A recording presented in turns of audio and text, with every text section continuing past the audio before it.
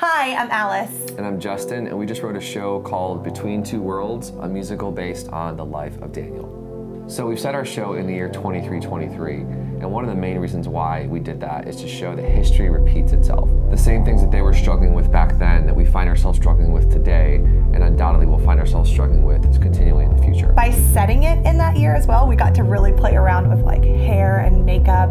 I love Japanese anime, I love cosplay. I think that there's so much detail in all of that, so we wanted to bring in that manga feel. You're gonna see really detailed costumes.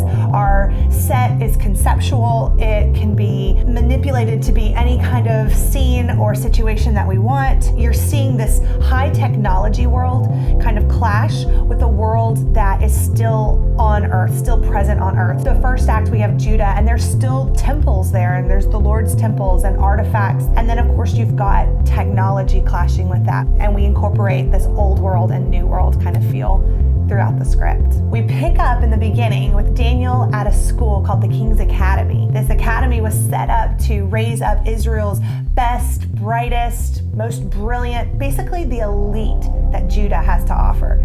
Within the school, we obviously have the two cliques. You have a really tight group of friends that are Daniel's friends who are trying to make a difference and trying to bring the nation back to the laws of God. Then you have the second group of kids who are really complacent with how society is at the time. They are following the corruptness of their parents.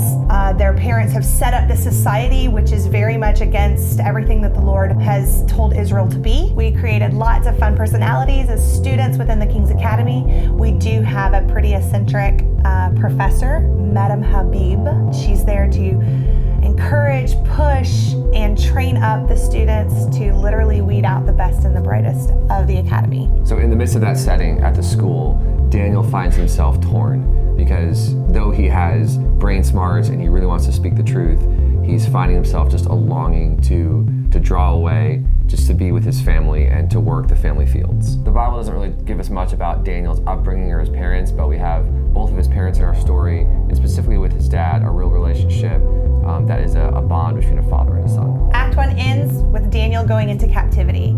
There's definitely some twists and turns along the way that I don't think you're gonna see coming. We pick up in Act 2 with Daniel, his friends, and many other students from the King's Academy now taken into captivity into Babylon. Another character that we incorporated is Dagon. He is a master of dark magic, and he's the head seer, the chief magician in Nebuchadnezzar's court. This is actually scriptural. There were magicians in the courts of Nebuchadnezzar, and they tried to interpret the first dream that Nebuchadnezzar had. So we wanted to just strengthen their role a little bit within Babylon. There is definitely a tension between Daniel and the magicians, but they offer a really neat twist to our plot line in Act 2. And so our character Nebuchadnezzar... Oh, Justin, don't give that away. So Daniel, who in the whole first act has a struggle in himself and he ends up pulling back from speaking the truth, now finds himself in the midst of a perverse culture of Babylon, and we have to see, is Daniel going to rise to the occasion and stand up for truth? Even though we were following scripture pretty closely within the second act, we still wanted to humanize Daniel and his friends. We wanted to make Daniel very approachable and relatable in today's society. Throughout the show, you have Daniel caught between different perspectives. You've got his conflict in the natural, which is what the world is and the corruptness of it. It's the world that his fathers have built and are okay with. Then he sees what the world can be, and he wants to be a voice of hope and truth for that world and for his generation to stand up and make a change. So at the end of Act 2, Daniel is faced with a choice. Will he rise to the occasion and speak as he finds himself caught between two worlds?